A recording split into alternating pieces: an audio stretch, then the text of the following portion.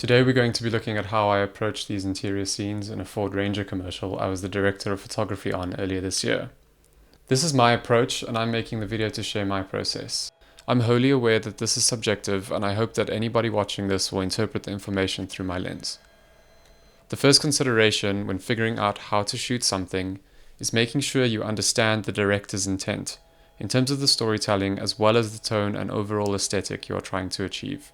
At its core, the concept of this commercial is our hero vehicles towing and subsequently moving natural landscapes, and we catch a glimpse of this through the characters witnessing it. We really wanted to play to the wonder and awe of this and employ mystery to stimulate the viewer's curiosity. The scenes we'll be looking at in this video take place with our characters in their respective homes being drawn to the view outside their window. Excuse me. In terms of the aesthetic, the director and I are both into a moody look that is at once quite stylized and grounded in reality. This aligns well with my taste and natural sensibilities, but relating back to the concept, the lighting should feel natural, so it is easy for viewers to engage with the characters, but there is room to push the look to have a heightened sense of wonder, supported by the fantastical nature of what is taking place. When filming in any location, I try to take notice of the layout to get a sense of where the light gets in. This informs where you will naturally get pockets of shadow and light. I will always try to find the strongest angles so I can communicate my ideal shooting direction with the director. I like to light a space and to block and stage the action to its strengths. Working like this makes it easier to achieve the tone I enjoy in my work and frees up the director and actors to respond naturally. These examples are fun to break down as the action is very simple and we're only dealing with one character in each scene. In both of the examples we'll be looking at, it became apparent to me that I want to use the window the character is interacting with as their key light. The elements we wanted to capture in this scene were some sort of dynamic lighting element, suggesting that there is a large-scale movement outside the window, a bathroom mirror flying open, revealing a glimpse of the forest passing by, and the boy staring out the window in awe.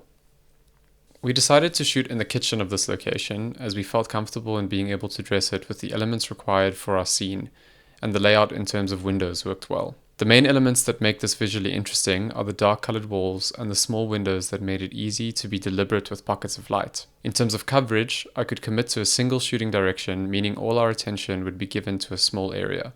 This was my lighting plan going into the day, and we followed it to a large degree. The biggest thing that was different is although we still heavily relied on Lightbridge reflectors, we used a fair bit less of them. I believe we did put this Ari lamp back there in the back room, but we never actually ended up seeing through the passage in any of these shots. So it didn't matter all that much. If we imagine this is our scene, camera is kind of over here, looking profile that way. This is our little makeshift sink and our character. Out here, I put up a 12 by 12 bounce. I believe this was a muslin. I tend to use muslin if I can as opposed to ultra if I don't need the output. It has a much more natural kind of like look on skin, especially like highlights.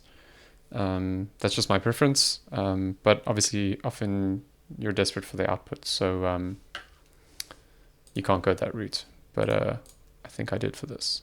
Over here we had a Wendy light, which is basically a 9 light or a maxi brute or something, just a bunch of small tungsten heads adding this big bounce to give you like a big soft push coming through this main key window and this window over here. This gray area that I've drawn, like this whole kind of section, is because there was a balcony, like an overhang, and that was actually great because it ended up being like a top chop. As we had actual sunlight coming in this direction, which I didn't want to interfere with anything I was doing. We would have used a RET12, which is a tungsten lamp over here, with Lightbridge reflectors, making patterns through this back window. In actual fact, there probably would have been more like over here, so that we could come through this window at an angle like that. That's all hitting the sort of like washing machines and stuff in the background there. And then right up against this window, I had like an opal diffusion, or probably quite a soft diffusion actually. I might revisit that when we look at the actual images. But yeah, it was pretty simple. Just a big soft source, the biggest sort of nicest quality light that you can put into it, and then a harder source using the Lightbridge reflectors to light through this window. There's a little mirror cabinet back here, which we'll get into, that sort of like swings open during the shot. And that created some flares like back towards the camera. You can see the sort of post-compositing of the forest moving by, like in this mirror.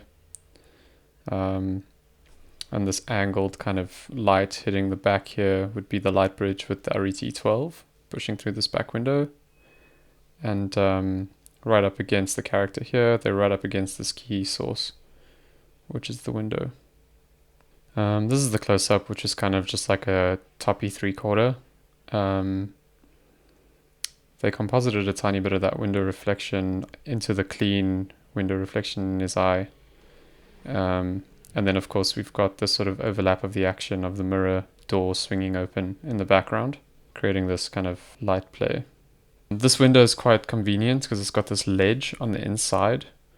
If you can imagine that, sort of, so the window, the actual source is only like back here. If you imagine that in 3D space, I don't know if that makes any sense. So there's a good amount of distance, and we've got this kind of three-dimensional checkerboard thing going on here, which is quite convenient. Totally fucked that up. Okay, there we go. Yeah, so just beautiful soft key on him.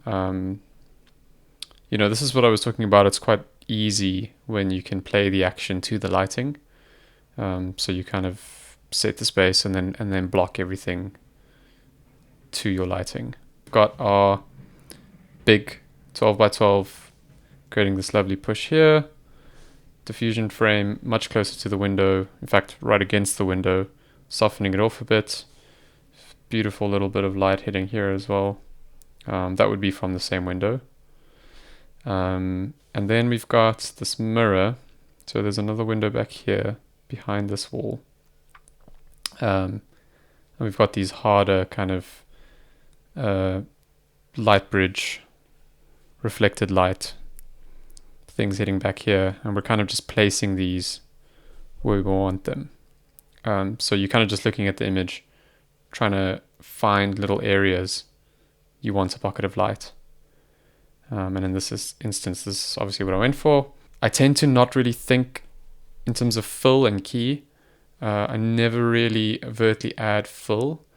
I feel like in general, because I'm lighting spaces and not people, fill for me is room tone. So if I feel like it's too contrasty, I'll typically try raise the ambience of everything, not just on the person. There you can see at the back we have the LED source I was talking about for room tone in the kitchen.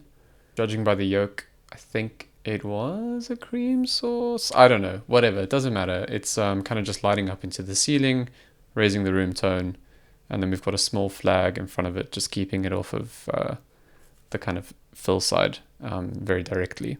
Here I am outside. You can kind of see us busy setting up these Lightbridge reflectors. There's a sort of big one already set up that looks like a diffusion 2, I think, if I've got my colors right. The RET12 is going into that guy, and we would probably scavenge some light from this big guy on the left with the smaller source or the smaller reflector that's in that gentleman's right hand.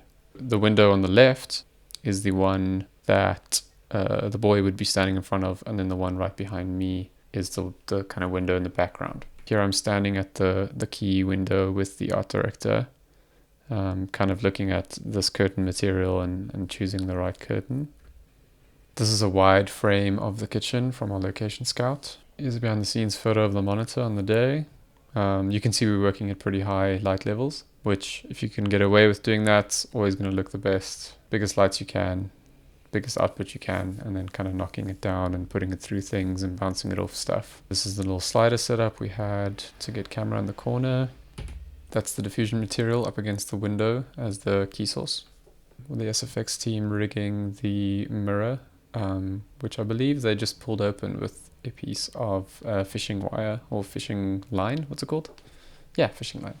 Close-up shot that didn't make it. This is quite fun. This is testing one of the shakers for SFX. And this was a photo from our location scout, having a look at the angles we'd want to shoot. That was sort of the profile photo, which made it clear to me that we'd be shooting in this direction.